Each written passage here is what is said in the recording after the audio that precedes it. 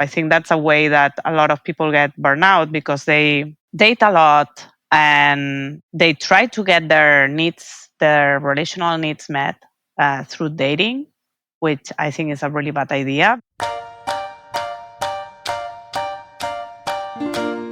From the Relationship Center, I'm psychotherapist, couples counselor, and dating coach Jessica Engel, and this is I Love You Too, a show about how to create and sustain meaningful relationships. I'm professional certified coach Josh Van Vliet. On today's episode, we're going to talk about how to avoid online dating burnout. We're so happy you're here, and please remember that this show is not a substitute for a relationship with a licensed mental health professional.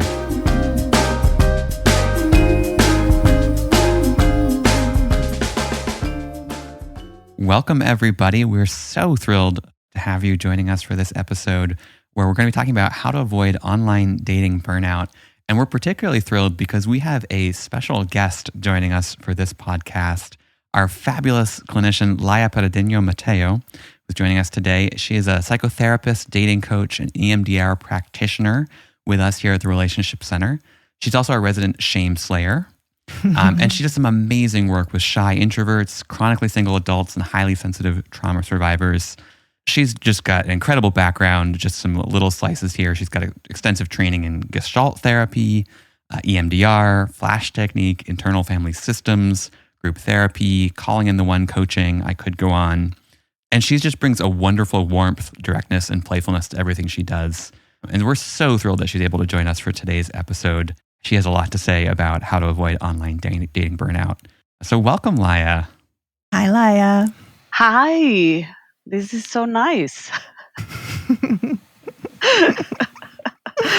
This is the nicest introduction ever. Yeah, it's a delight for me to have you on this podcast. Number one, this is our first episode ever with another person aside from the two of us.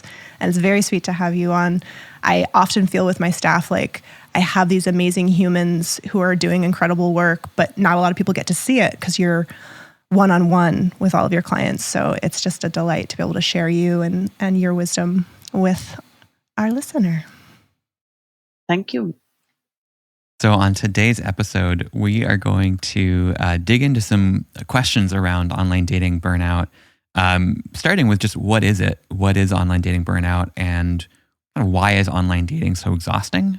And then we're going to go into what do we do about it, including why is mindset so important for online dating and what kinds of mindsets help us prevent dating burnout. Right. So I think we're just going to dive right in here with our first question, which is what is dating burnout? Yeah. So, Laia, I'd love to hear your thoughts on this. I sort of think of dating burnout as that state that we can get to when we've basically the work of dating has exceeded our resources. And we end up just feeling kind of bitter or cynical, or like we start to avoid dating, that sort of thing. What do you see when you see burnout?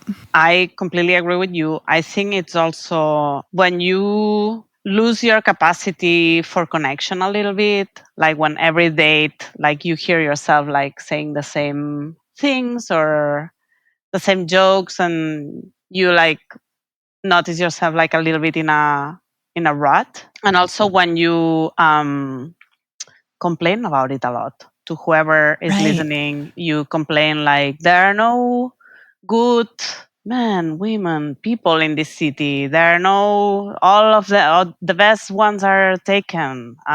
Everybody in the apps looks for ABC, right? Like when we start to make these generalizations, I think it's a good sign that we're burned out. Right. Yeah. It makes me think of what's that character from the Peanuts that had the cloud following him? Was that Linus? Yeah.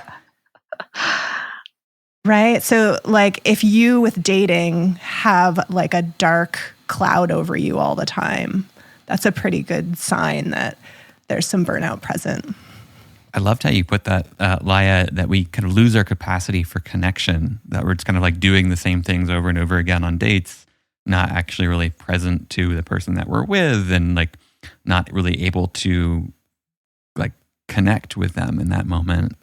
That's such a good descriptor for it and kind of marker for it, as well as that sign of if we notice we're complaining a lot, that's a really good indicator that we might be experiencing some burnout.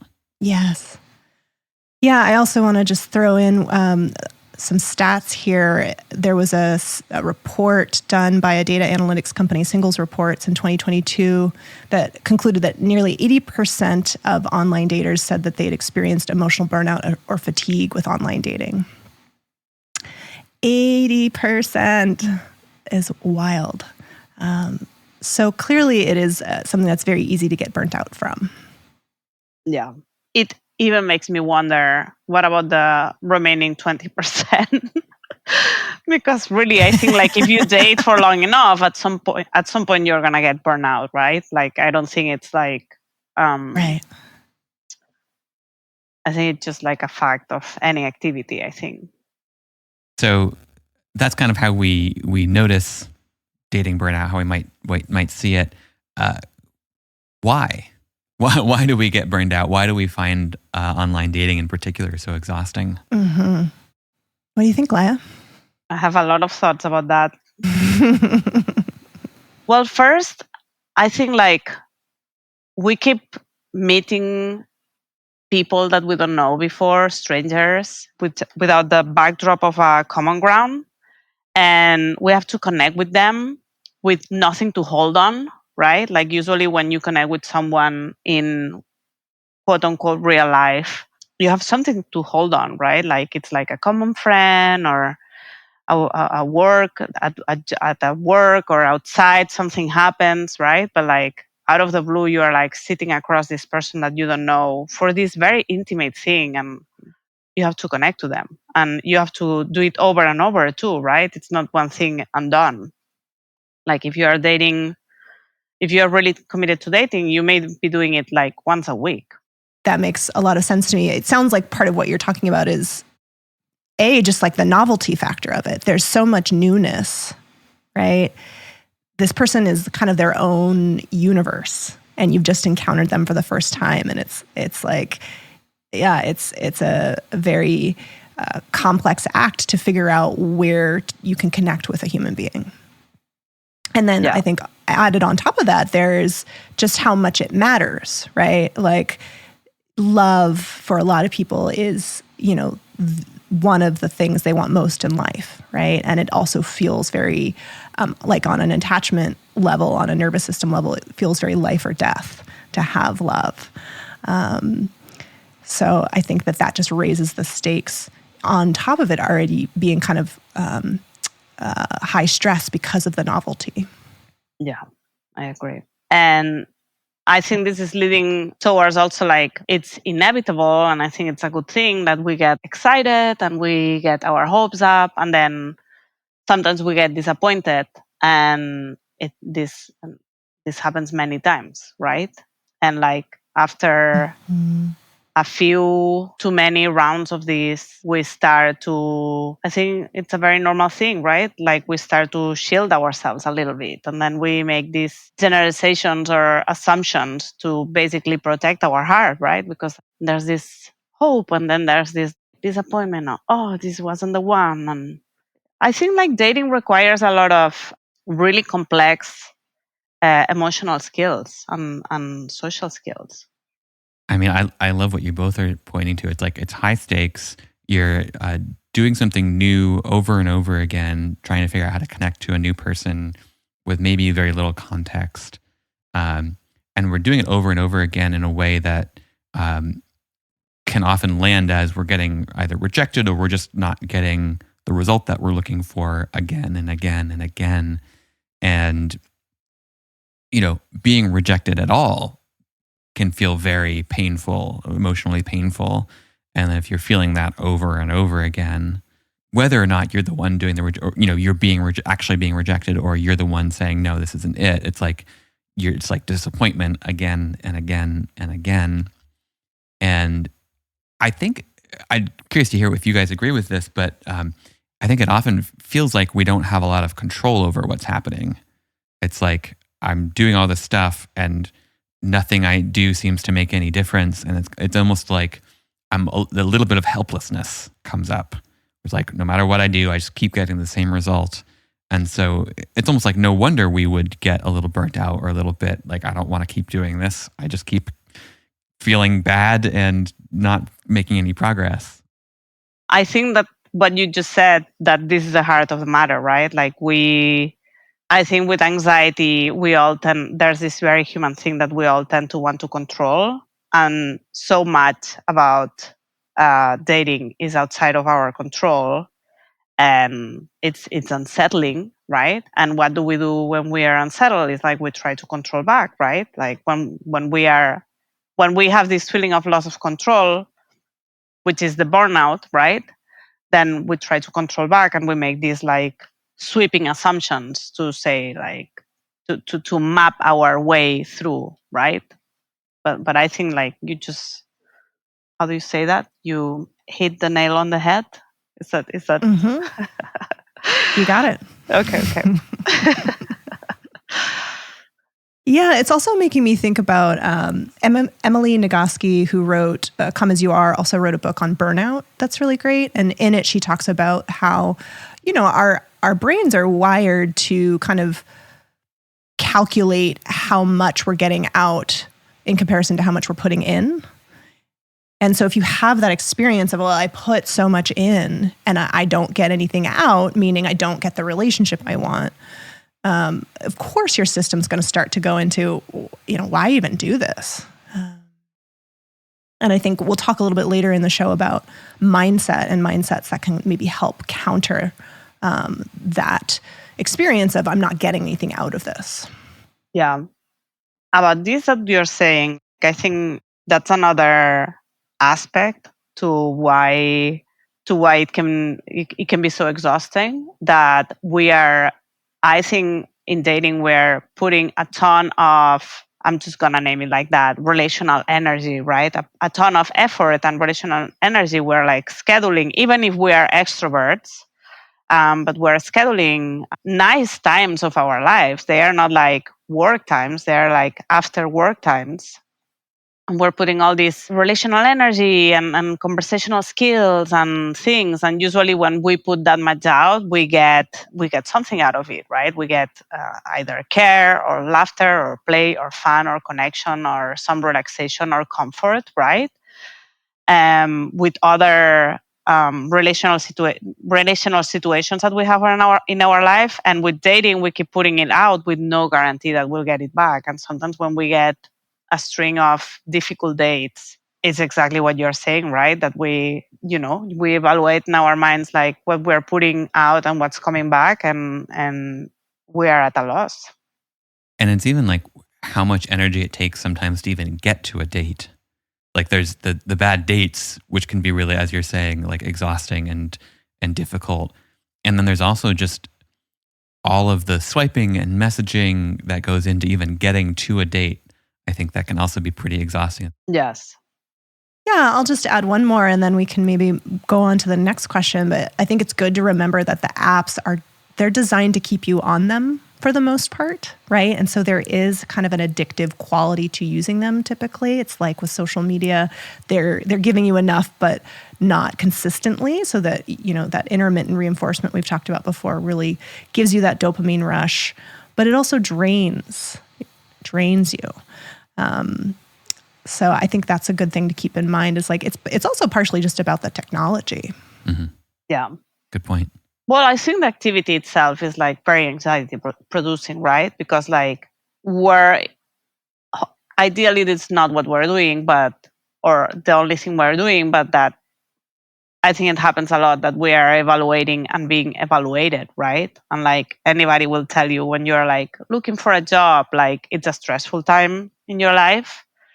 And sometimes we're doing this for a long time, right? And it kicks up all of our insecurities. Like, am I normal? Am I okay? Am I attractive? Is there something wrong with me and nobody's telling me? I remember when I was dating, that 10 minutes before a first date, like I didn't have too much anxiety about it, but 10 minutes before a first date, like I had like this feeling of like, I don't know what to do with my mouth. Like, where do I put my lips? I didn't remember how to smile. It's like, as I'm talking about it, I can almost feel it. Like, it's like, is this a smile? Am I grimacing? Like I would lose like operation of like my face, and just validating that, like, yeah, it's anxiety producing. I remember on our first date with me and Jessica, our first in-person date, I remember like getting to the date and being like, I think I literally said to you, I don't know how to do this.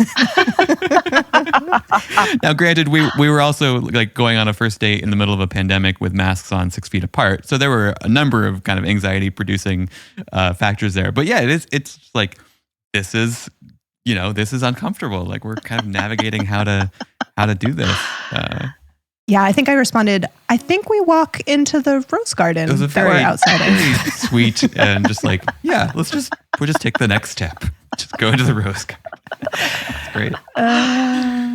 Which is a beautiful example of like how even with anxiety and pandemic and everything, right? Like, good things happen.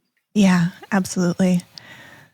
Yeah, well, and I remember I was shaking a little bit at the beginning of that date too. And it was just like, all right, well, I do this for a living, helping people with anxiety around dating. And if there's anything I can remember in my stress state right now, it's take the next step. Like, and literally, like we just walked. And that was really helpful. Yeah. It worked. It worked. Yeah. I mean, this feels like a good segue into what do we do about it? What do we do about online dating burnout? If it's exhausting, it's overwhelming, it's high stakes. We're constantly evaluating and being evaluated. Lots of energy put in without necessarily a lot of results out. All of these very good reasons for why we might experience this. What do we do? Yeah, I am excited, Laia, to ping pong back and forth. I know, working with people all day long around this stuff, we have lots of thoughts about this. So I'll start. I know that one tip that comes from Logan Ury is, really just going for the matches that you're genuinely excited about. Not spending time on the people where you're kind of like, meh, which I think has its pros and cons, but that's one you can try. How about you, Laia? Yeah, I like that one. I think we get really intentional about it. And we have a game plan, and we get clear on what we want and what is our strategy in working towards it. And of course, you can do this with a professional like us, but you can also do that like reading one of the many wonderful dating or finding love books out there and getting really clear yourself. Yeah, I love that. I think a lot of people think with dating, there's sort of a romantic thought about it, like it should be organic or it should be, I don't know if easy is the right word, but it's a skill. It's a skill that a lot of us don't really learn. So I love what you're saying. We can intentionally cultivate that skill, have a plan. That's great. Yeah, and then I'll share a few others there was a recent New York Times article about the toll of dating app burnout. I don't know if you all caught that one, but they offer kind of a smattering of tips from different experts. One is just to talk with a therapist to clarify why the apps are burning you out, because it can be a lot of different things. Like you were saying earlier, Laia, it might be anxiety. It might just be kind of like your strategy or plan. It could be a lot of things.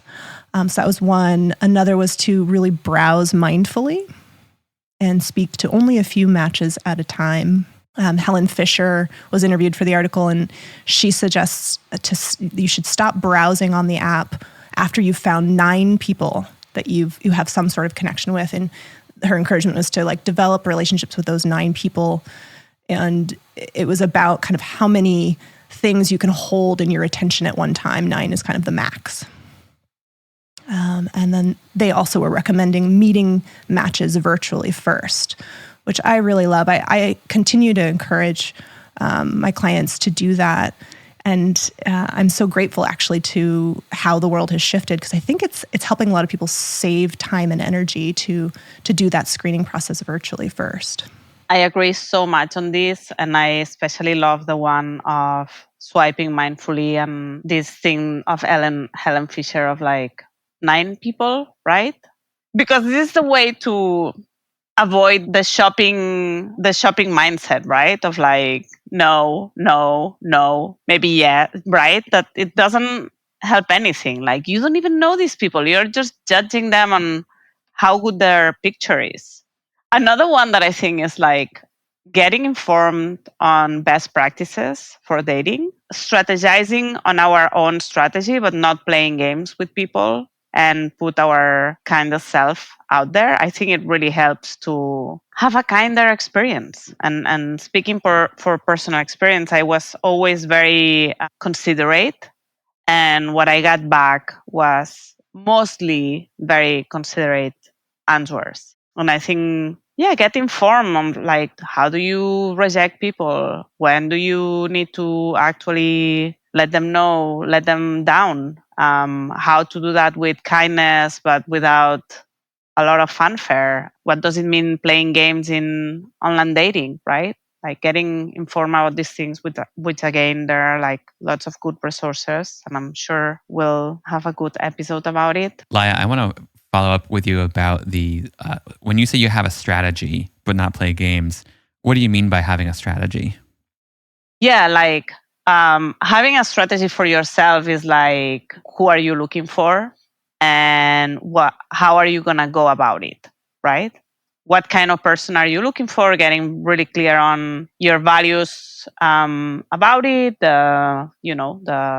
You guys did the first episode on that. What are good things to look for, and what are you willing to do about it? So I'm gonna do online dating, and I'm also gonna try maybe speed dating, or I'm gonna do this. And maybe when you have a little bit more of experience, like have your own rules of like, for example, I love Logan, our Nuestra Señora Logan Uri.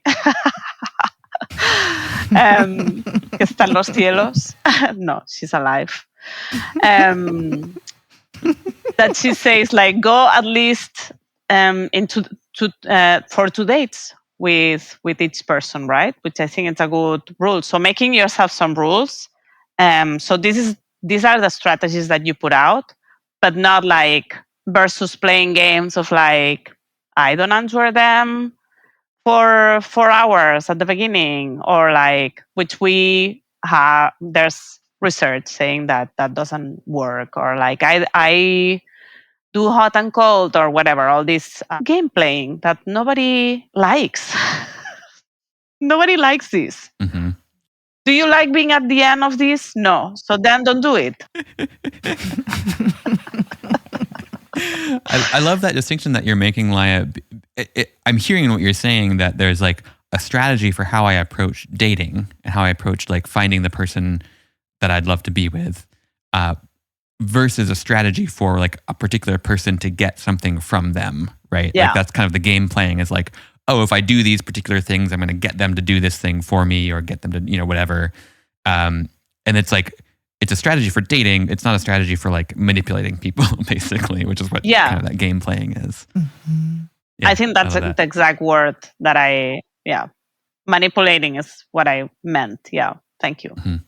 I think too, part of strategy needs to include pacing and taking breaks, right? There's that quote, I don't know who it comes from, but like, when you get tired, learn how to rest, not to quit. Mm. Right. And so how can we pace ourselves in the dating experience to honor that it's a marathon, not a sprint? And, for some people, they do need to take breaks periodically, just kind of like log off of the apps, even delete them if that feels cleansing. The one sort of caveat I would give to that is I do think that for some people, they'll take a break, but they won't do the sort of like active rest needed to heal the burnout. And so they'll just stay in avoidance mode for long periods. And so I definitely recommend, if you do take a break, like have ways to engage with that healing process, whether it's therapy or journaling or yoga or meditation, whatever it is, to get your system back to feeling restored and ready. I agree so much. And I think in this is also like taking really good care of yourself emotionally after first dates. Make sure you connect with a friend who really appreciates you or you appreciate, and make sure your relational needs are really well met all the time during dating, because you're putting out a lot of relational energy that is not always going in. So you have to get really, I think, discipline in, especially those of us who are introverts. For me, like if I go on a date, I'm pretty set socially for a weekend, right? But like, no, like then I would have to meet with a friend or have a good one-on-one connection with someone that feels more nourishing. And I think that's important too. I think that's a way that a lot of people get burnout, because they date a lot and they try to get their needs, their relational needs met through dating, which I think is a really bad idea, because people who you are dating are not in your life yet and don't know you well and are not there. Yeah. So being really good at taking care of your relational needs. And another thing that I think would be good is like maybe being part of some group or some community that is nourishing aside from work. Yeah, I love that so much. It's so good just to recognize, like, yeah, dating, it's a beautiful thing. It's a wonderful thing. It's a thing that will give to our lives in a lot of ways. And because of the novelty factor, because of having to put a lot of energy out, it is going to drain us. And just to be very strategic about that and say, okay, I'm gonna balance. I'm gonna fill my cup back up with friends, with community, with whatever it is. I think similarly along the lines of getting support. One last thing I'll throw in there is just in thinking about how apps are like slot machines, right? There is this addictive quality. To really get some accountability and set some boundaries around using the apps. So I know one thing I did when I was dating was I would bookend my swiping time with a friend. I would text before and after, and I'd have a certain amount of time that worked for my system that was like, I think it was maybe like 15 minutes or something. After 15 minutes, I started to feel really drained. And so I would just sort of cap it at that. But they are so addictive, so having a little bit of accountability and support can be really helpful for that. I love that. It's like you know what you're doing, Jessica. I have another one. So I think if you're dating and you are finding love, as vulnerable as it is, I think it's our own duty to ourselves to find our own angle to enjoy the process or accept the process, right? And I think part of that is to challenge our negative beliefs with beliefs that work better and will work better for our attitude, right? So a lot of, I think we've all said this at some point in time, but like there are no good good people in the city of X, right? And or like, I don't know, your own negative belief, then finding a way to transform that in something that is true, doesn't have to be cheesy, doesn't have to be untrue, but it works better for you, right? So, for example, a way to work with this belief of there are no good people in the city of X or whatever. It's like, well, what I haven't found someone I click with yet, I can see that so and so did, and there is no reason why I cannot find that person too, right? Find your own ways to enjoy this process. I remember as a kid, sometimes I really hated a subject. And of course, I had bad grades. And then at some point, I had to like pass the subject. I'm talking about math. And not like to single I would any do subjects out. Yeah. And like I would do this thing of like making myself find something that I would enjoy, like I don't know, like I would go like, okay, gather myself and find something that I would enjoy. And I think you have to do this in anything that you have to do. Like if you've come to the conclusion with yourself, like I need to date because I really want to find love, then you have to find something you can hold on that you can enjoy. I freaking love that, Laia. I think that's so brilliant. And I remember a shift that occurred for me in dating was when I realized I should suggest dates that I would actually enjoy, right? Instead of like, oh, well, we should go out for drinks or like go have dinner or something. It's like the two main first date things I wanted to do were go for a walk or have tea. Why don't I just suggest that? Then, however the date is, I'm doing something that I'd like to do anyway. And I remember it was such a, revelation for me at the time. Yeah, I think that's so powerful. And it's like, it kind of shifts from what we can't control, which is the other person, a lot of things about online dating, to, okay, what is something that I can control? I can find something to enjoy about this process, whatever it might be. I think, Josh, that you're already answering our next question, which is, why is mindset important in online dating?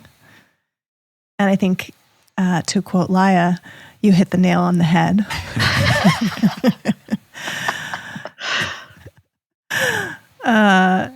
Mindset's one of the things that's under your control and that you can adjust to have a better experience. I think, though, that this trick is really good.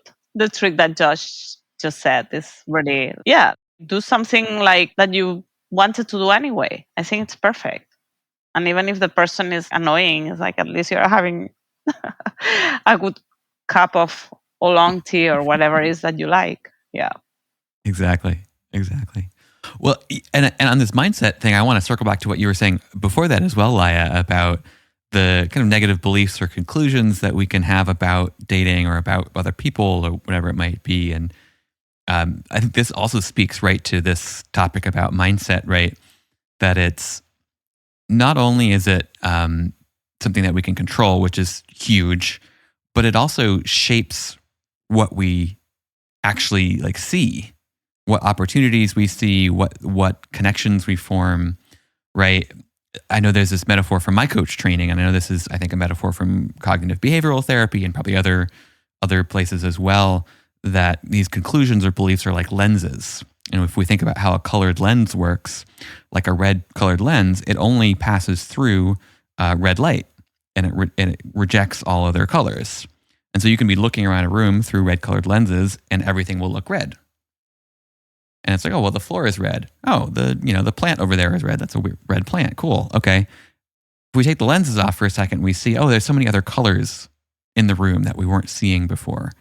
And in a similar way with things like, well, all, men suck, or all women suck, or all people suck, or whatever it is. Yeah. We are filtering everything through that conclusion. And so anything that confirms that belief gets through, so to speak, kind of our brains will pull for that. And anything that goes against that belief, our brains very naturally kind of reject that piece of evidence. And so as you're pointing to, when we shift not to just a conclusion that is kind of counter to, I think this is the place where a lot of people run into trouble, is just trying to argue with, like, oh, well, all men are great. And your mind is like, nah, no, they're not. I can pull up so many examples for why you're wrong about that. And then you just get into this argument with your brain, and you pretty much always lose that argument. Your brain you're never going to win against that aspect of your mind. But what you're pointing to, Laia, which I love, is shifting your attention to something that's true. That's like, your brain can't argue with that, because it's like, well, the fact is this person found somebody and there's no reason I can't either. I haven't met them yet, but that's true, right? Or it's true that I am willing to find a way to enjoy this process, right? That's just true. Your brain can't really argue with that. And so I just love that you're pointing to that, because I think that's such a powerful way to shift where we're focusing our attention and actually see different opportunities or different, evidence for what's out there, different connections we might have missed if we weren't looking for it. Right. Well, and I think that those beliefs, they not only affect what we're seeing and how we're interpreting things, but then in turn our behaviors. Mm-hmm. And I know, Laia, you've done a lot of work around this in your Calling in the One training. So in a moment, I'd love to hear anything you have to say on this. But I was reminded of this recently when I was listening to Marissa Franco's book, Platonic, which I highly recommend. It's about attachment theory in friendships. And she goes through how rejection sensitivity, which is part of anxious attachment, is, essentially where your nervous system's set up to project like rejection onto ambiguous social situations, right? And then in turn, typically become distant or cold. And then in turn, there's some research that shows the partners of these people are unsatisfied because their partners are unsupportive or jealous. So it becomes this self-fulfilling prophecy. On the flip side, there's the acceptance prophecy, which is when we're secure, we assume others like us, and then we actually kind of invite that experience in. There was an interesting piece of work done by Danu Anthony Stinson from the University of Waterloo and her colleagues, where they hypothesize when people believe that others like them, they respond warmly, and that leads to more positive interactions. They recorded videos of those who assumed they'd be liked and those who didn't, and the way that these people felt about themselves correlated with how likable they were rated by others. So, really allowing yourself to believe, oh, I am liked, will give you the experience of being liked. Mind blown. So true. And yeah. And I love that you have studies to back it up, because we see this over and over. Yeah, I especially like having the research because, we're in the San Francisco Bay Area. We're in the woo capital, I think, of the U.S. potentially. And, there's a lot of like spirituality, manifesting stuff that I know for me sometimes lands as magical thinking, or kind of like, well, if you're single, it's because you haven't been thinking positively enough. And I like how this just breaks it down into like, there's just a natural sequence of events if you're holding yourself in a way that communicates, I'm not likable. Yeah. It's nothing esoteric. Another reason that mindset is important is when we can really notice our mindset, I think that will allow us to think more clearly about the decisions we're making in dating. And we have a better chance of interrupting dysfunctional patterns, right? I was reading up a little bit recently on outcome bias. Josh, do you know about outcome bias? I feel like you're a cognitive bias guy. I don't know the name, actually. Yeah. I'm excited to hear about it. Yeah, so outcome bias is our tendency to judge a decision based on the result rather than on the process. Oh, I do know this one. I love this one. Yes. Okay, keep going. Yes. Yeah, so, for example, you are single, you're swiping a lot, going on a lot of first dates, but you're not in a relationship. You may start to take that outcome as a sign that you're making bad decisions, or even it can extend to thinking that you are bad or the people you're dating are bad, okay? And, that's just not a rational response. It's a very human one, but it's not a rational one because dating is inherently a calculated risk. There is chance involved. You don't have control over the outcome. And so whether you have a relationship or not isn't an indicator of whether you were making good decisions along the way.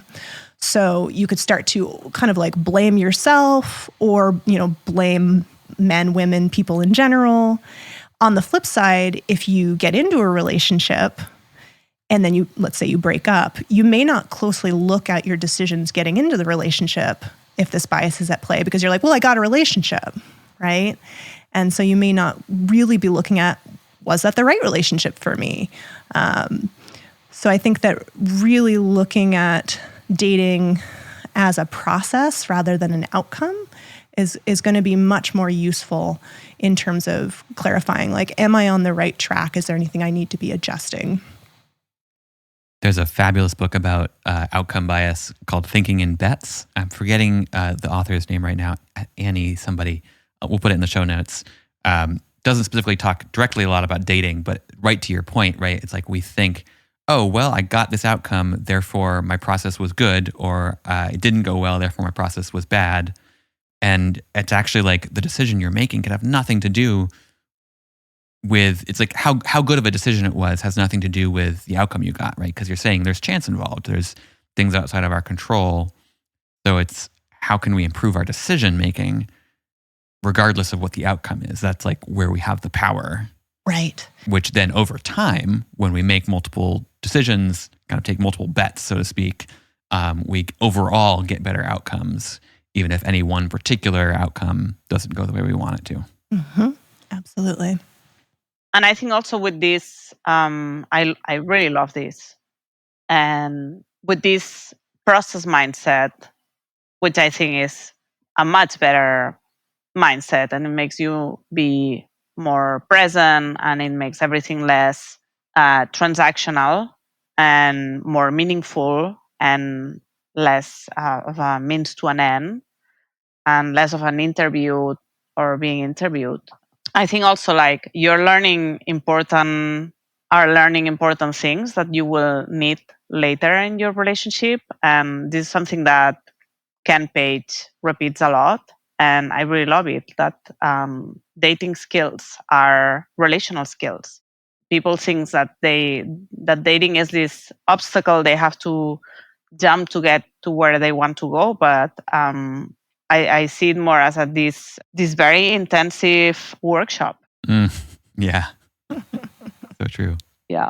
Yeah, I think that touches on one of the mindsets, or maybe a couple, that really help prevent dating burnout. I mean, it sounds like what I'm hearing in there in part is just kind of like radical acceptance, right? Like radically accepting the heroine's journey of dating as a growth process, as a spiritual practice in some ways.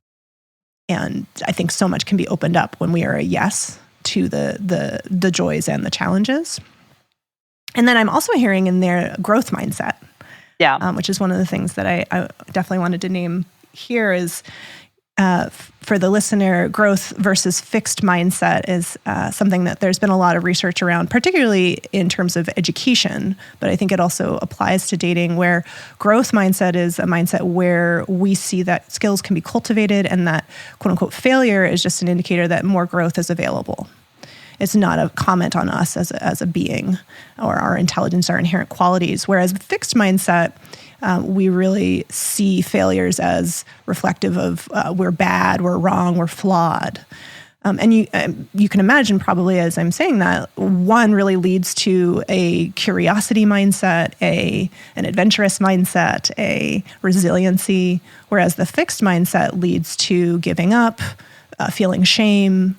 And so, I'm just hearing what you're saying, Laia, that cultivation of growth mindset. I am going to use this dating process to build my relational skills, which will serve me over many, many years. I freaking love that. And one of the things that I love about that is that a growth mindset is a skill that can be developed. Yes. Right? Meta, I know. But we can... It's I know, because I have at times in my life suffered from a fixed mindset, but it's literally a skill that you can practice. Like even when you notice the thoughts of like, oh, this is either I am this or I'm not, or I like have this or I don't, and shifting the focus of your attention to questions like, what can I learn here?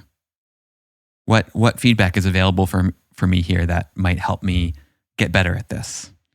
Like what important skill can I practice here? And like in dating, for example, like asking for what I want. Maybe that's a skill that I want to practice. Or communicating kindly, listening deeply, asking follow-up questions, whatever it might be for you that you can kind of identify, here's a skill I want to practice. And I'm going to practice it and see how it goes and then see what I can learn from it. If that wasn't enough encouragement to develop a growth mindset, there was a study, a report, I think Match's annual report, will link to it in the notes.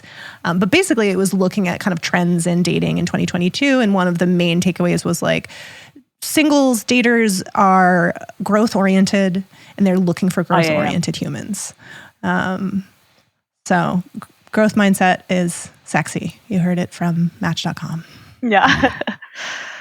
I think of course, I agree wholeheartedly with this. And this is like, if there was one magic thing that I could impart in all of our clients or even to myself in the past, would be this, like growth mindset. But I hear a lot, or I would have this question too in the past of like, why me? Right? Why me? Or like, well, there are many people that are in relationships and didn't have to grow so much, and why do I have to do this, right? Why do I have to do all this work? And this pertains to mindset, right? And I think I had this mentality when I was younger. Honestly, I don't know, but this is where we're at. Like some of us, like we have different things we have to work through in our lives. Some people comes with unearned money, and some people come with unearned poverty, right? And like some of us come here with trauma, and some of us don't. And but this is one of the things you've been given, and you will get so much more out of it if you turn towards it than if you run from it. If you turn towards it and you go like, okay, I'm gonna give myself the gift of learning the skills I need to learn to tackle this. And I think you gain so much more power if you decide this for yourself. If you decide to turn completely towards this and to tackle it, and not to tackle it like, this is my year of dating and then it's done. It's like, no, like I'm gonna turn towards this. I'm gonna tend to this wound. Yeah, and that's the end of my rant. Preach. Preach, Laia. Love it. Oh no, you're so spot on. You know, it's like, I love that you're calling us to the, almost spiritual stance of like, yes to this. This is what is so. I can either try to pretend like it's not and be frustrated, or I can say yes and learn and be willing to learn from it. And, even on a very practical level, it's like, well, you could keep asking why me, but does that get you anywhere? Even if, a spiritual stance doesn't resonate with you, practically, does continuing to ask why me, does that get you any further? Not usually, no. And so you might as well turn towards it and see what there is to learn. I have one other mindset that I love. Please. And I borrow this from my friend and coach, Zotobi, who I've mentioned on the podcast before, which is this shift from what can I get in dating, which is kind of the checklist, the evaluative, like, I need a person who has and this and that, and they're tall, and they're and whatever, to what can I give? What can I give? What can I contribute in this moment? Mm-hmm. Even in this interaction, I'm going to send this message to somebody, and whether or not they respond, right? Like, let me let go of whether or not they're even going to respond, because I can't control that. What do I want to leave them with if this was the only interaction I had with them? A little bit of sweetness, right? Something that ideally, if, again, we can't control, but ideally, if they got this, it might make them smile a little bit. It might, make their day just a little bit better, right? Like on a date, what can I give? What can I contribute? Can I be kind? Can I be caring? Can I acknowledge this person for something that I admire about them, that I've learned about them in this date? Whatever it is, whether or not I want to go on a second date with this person, whether or not we're the right fit for partnership long-term, for me, it opens up this warm space for connection, for contribution, for using dating as a chance to contribute, to make a difference in someone's life, and shifts us away from the kind of evaluative, like, am I getting what I need or want here? Which, I want to caveat this to say it's not to ignore what you need, right? I don't mean to say that at all. You're an important part of the picture. And it's just that kind of overall shift from just me, what can I get, to what might I contribute in this interaction. I don't know if you saw, Josh, but Laia air high-fived you as you were saying that.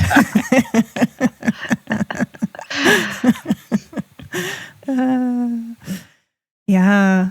I think what's beautiful about what you're saying, Josh, is I'm just thinking about like the way that we're wired, and that makes what you're describing as sort of a shift out of kind of left brain evaluative kind of survival brain into ventral vagal, social engagement, safety, and connection mode, which is where secure relationships are built. Mm. Yes. I agree so much with all of this. I do have a couple others. One is internal versus external locus of control. So we were talking about this a little bit earlier. So essentially, internal versus external locus of control means where do you believe, what is controlling the outcome of your life? Is it something outside of you or something inside of you? So individuals with a strong internal locus of control believe that they're in control of their lives and that their own actions and decisions influence the direction of their lives. And external locus of control means they believe it's due to outside factors. Okay. And numerous studies show that locus of control actually plays a significant role in both couple satisfaction and dissatisfaction. So if you believe that things outside of your control are creating the relationship that you have, you're more likely to be dissatisfied. So really working with your own mindset to recognize places where you may sort of interpret what's happening as a sign that the world is acting on you.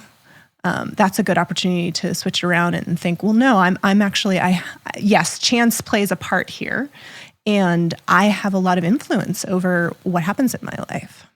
Yeah, I think that's a super important one. And I feel like there's some important nuance in it. As you're pointing out, there are things that are legitimately outside of our control. There is, we can't control everything that happens in life. And yet, if we just focus on that, we don't have any experience of it. It's a little bit like fixed and growth mindset as well. It's like we have no power, number one. It's like right. we kind of naturally would just go into despair. Like, well, I can't do anything, so why try? Why engage? And and it's like not to dismiss those things, right? It's not just dismiss real things like racism, and how that plays into online dating and all these other things that we could name. Let's tell the truth about those and also acknowledge, okay, what do I have control over? How can I engage with the terrain that it's in front of me out of that sense of I have some agency, right? Okay, there's, I'm trying to get to my friend's house and there's a mountain there. I could pretend like the mountain isn't there and then get halfway there and be exhausted and worn out and wonder why. And it's like, well, no, there's a mountain in the way. Instead, it's like, okay, let me acknowledge, okay, there's a mountain here. That's true. How do I prepare for that? Mm-hmm. Let me bring some snacks and I'm going to plan to take breaks and I'm going to do whatever else I need to do. I'm going to plan my route across the mountain or whatever it is. That's like our internal locus of control for how do I engage with the circumstances that I may or may not like or maybe just outside of my control. I love that you're bringing that in. Mm-hmm. I love that. Yeah, that's so good. And I love, Josh, what you're pointing out there of it's not like unbridled, I'm in control of my life, right? That's more of that kind of like manifestation thing, I think. Yeah. But it's like, are you seeing what is so? Right. And adjusting accordingly in terms of what is yours, what you do have influence over versus what you don't. Yeah. And not dismissing how much influence you do have. Mm-hmm. That there's like, even with what's happening, almost the pinnacle of internal locus of control is with whatever is happening externally, I can choose how to engage with it. Right. I can, whatever is going on around me, I can see, okay, I want to be kind with what's happening. Even if I really don't like it, I'm going to see how to engage with what's happening out of who I am, what's important to me, what my values are, rather than out of, well, there's nothing I can do, screw it all. Mm-hmm. Mm-hmm. Yes. One last mindset I will throw in there for me is self-compassion. And in my notes I wrote, this is the mindset to rule all mindsets. Hallelujah. So mindful self-compassion, it's this beautiful work from Kristen Neff and Chris Germer.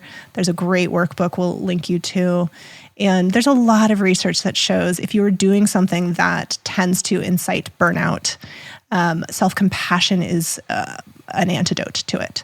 And that means taking time to just acknowledge internally, maybe using some practices.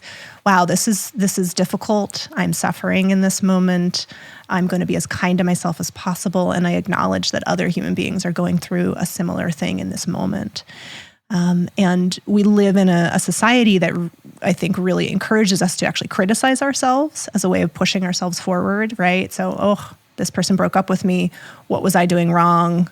Man, really running through the list of things I've got to change in myself. That's actually, science shows, going to be less motivating than taking time to be self-compassionate and give ourselves care and tenderness.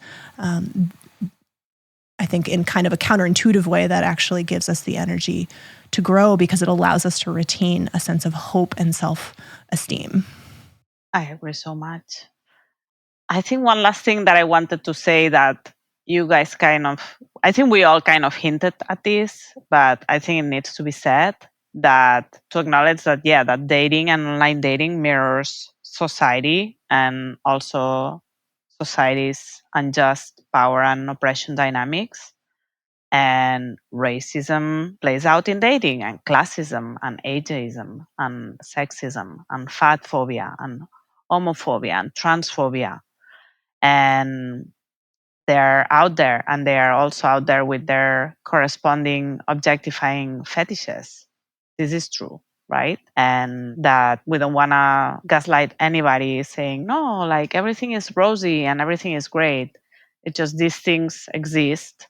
And as Josh said, if you know there's a mountain, how do you prepare some snacks? And how do you prepare some breaks? And how do you get yourself the best tools and the best attitude to get to where you want? Because you still deserve to get at the end of that journey. My heart feels very soft hearing you say that. It's a very touching, kind, realistic stance. Well, this has been delightful. Is there anything else that either of you wants to add before we close out? No, I think I'm done. I never thought I would say that.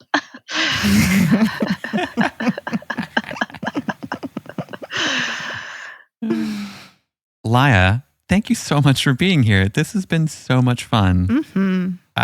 Thanks for being our first podcast guest and for sharing your wisdom and expertise and just like lightness of being. You're such a kind, playful, sweet human. And I'm so glad we get to share that with folks on the podcast today.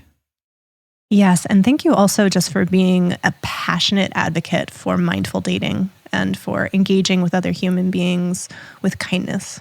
Thank you, guys. This is really delightful. I had a complete and absolute ball. Yeah, my heart is full. Well, thank you for listening. We hope you enjoyed this episode. And if you did, we'd love for you to leave us a rating and review in the Apple Podcast app.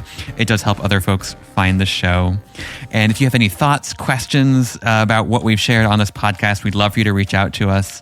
You can email us at podcast@relationshipcenter.com. And you can always find everything that we mentioned in the show notes, relationshipcenter.com/podcast. And until next time, we love you too. we love you too. We love you too. Bye.